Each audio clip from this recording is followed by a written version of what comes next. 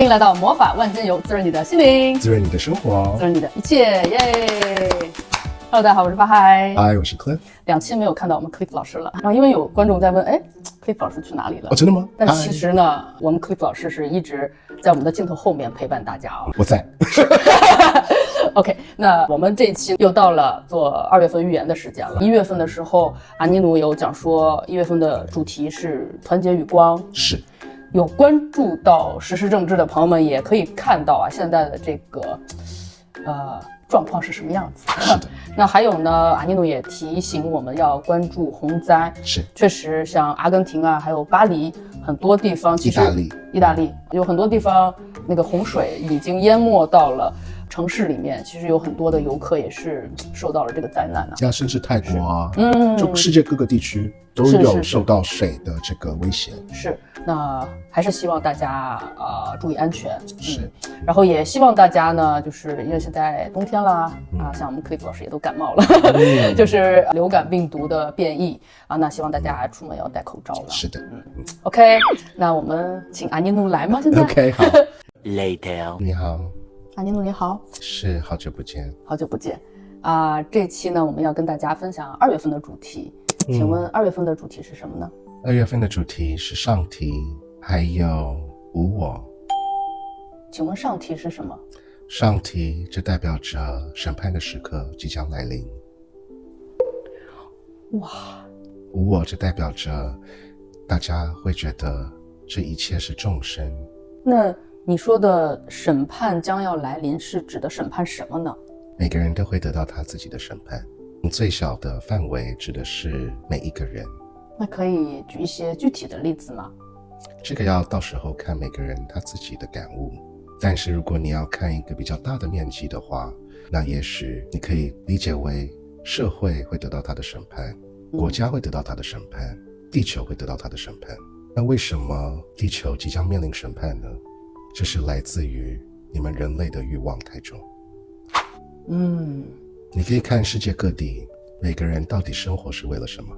地球的出现和人类的出现，这一切都只是生命，这一切都只是宇宙的力量。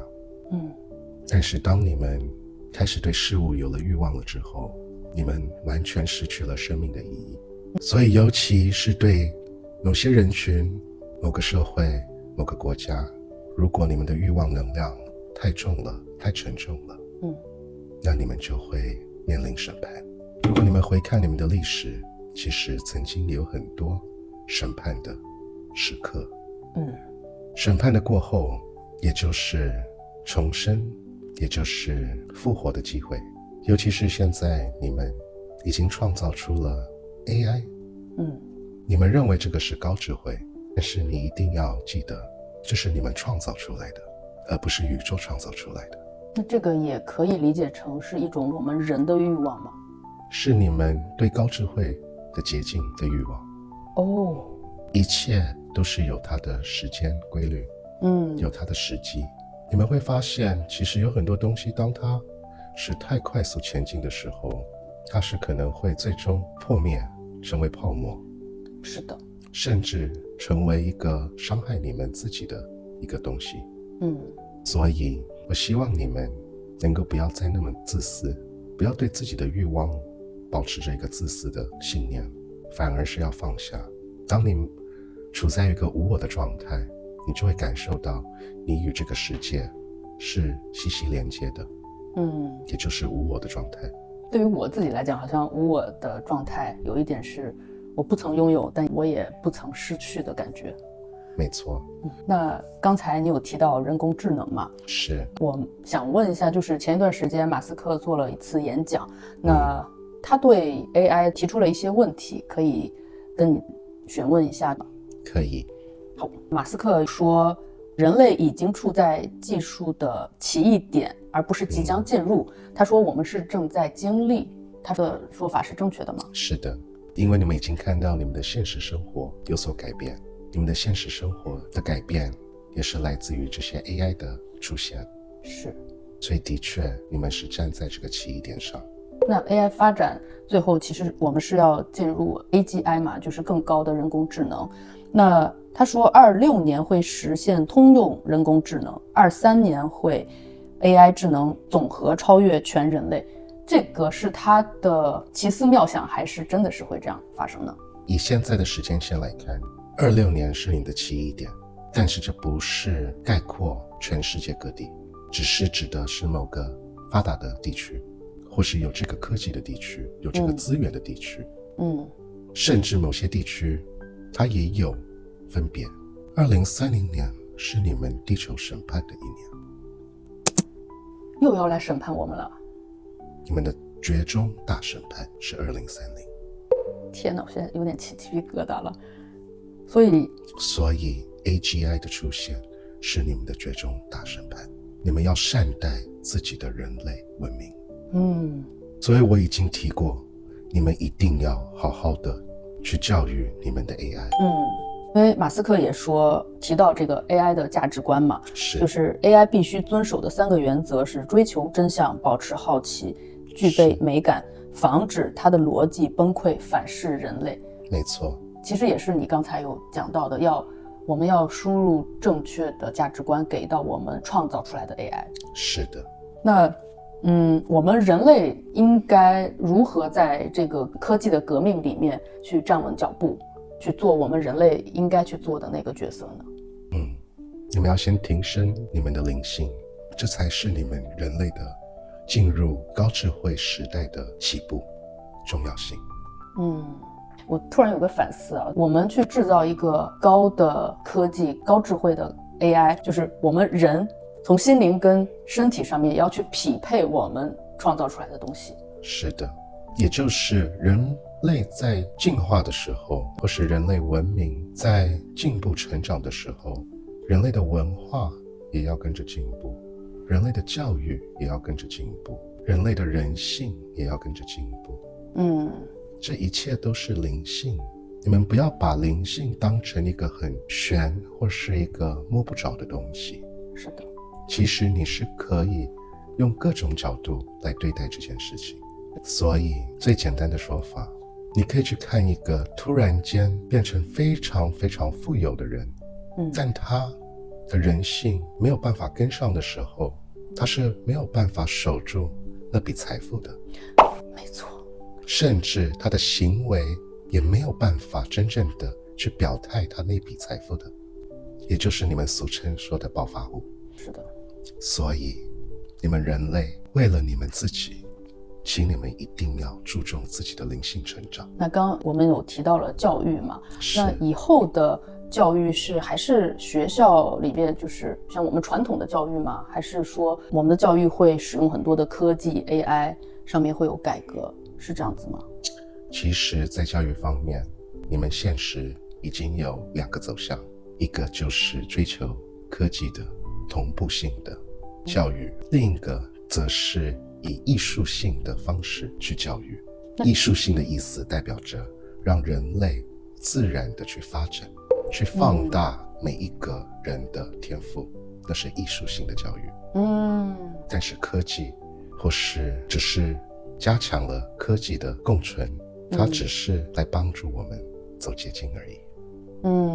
有太多人，如果他没有去提升他的灵性的时候，他不会知道这个科技或者这个高智慧的 AI 到底如何可以帮助他。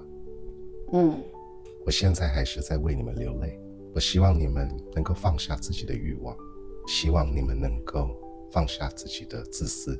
你要为大家着想，你要为你身边的人着想，你也要为你下一代着想。最终，地球是你们的家。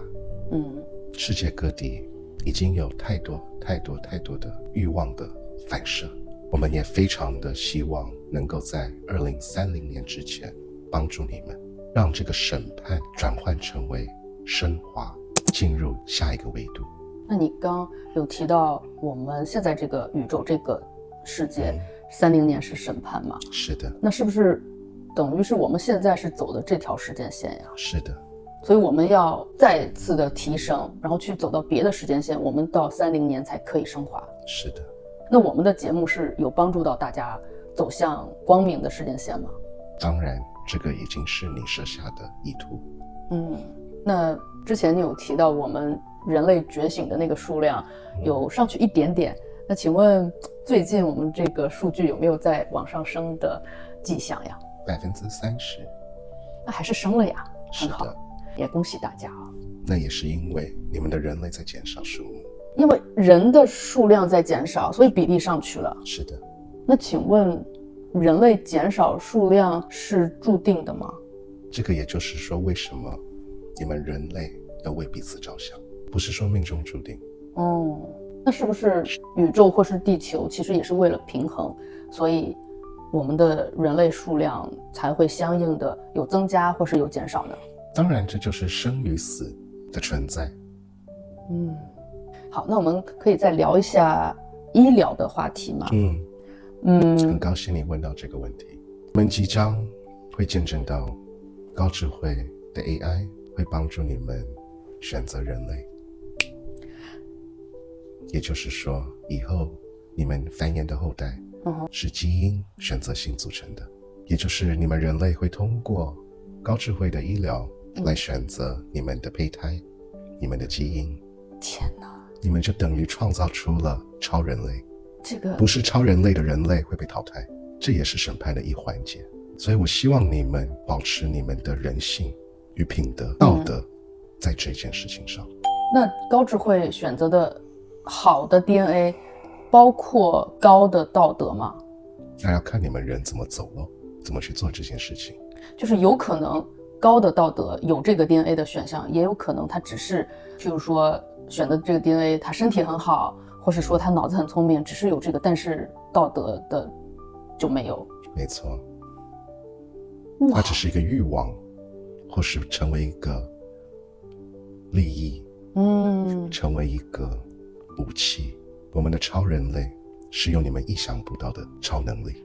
那是不是现在大家已经在研究这个了，还是说那当然已经有成果了吗？是的，人工武器是你们下一个要面对的事情。那医学方面还有什么别的可以跟我们分享吗？现在有很多人可以希望延长他们的寿命，但是实际上人类的寿命是没有办法延长的。你们只会攻破很多疾病，但是人类的寿命是已经局限了，可能最多不过100年，对于大部分人来讲。平均年龄是的，但是当你们有了超人类之后，那就有可能这个寿命就没有任何的限制性。